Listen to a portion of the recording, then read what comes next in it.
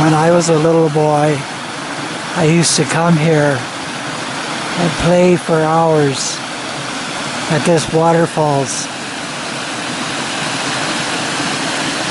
And here it is, it's still here. It doesn't look the same as it used to.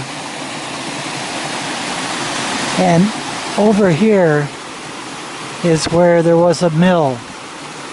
So this waterfall provided the power for the settlers to get their grain and corn ground. This was all an open field when I was a little boy. I used to love coming here in the spring and the summer and the fall and the winter, and the chickadees would be playing along the side of the river.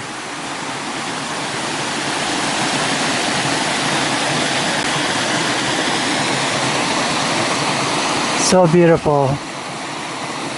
Just Mother Nature at her best.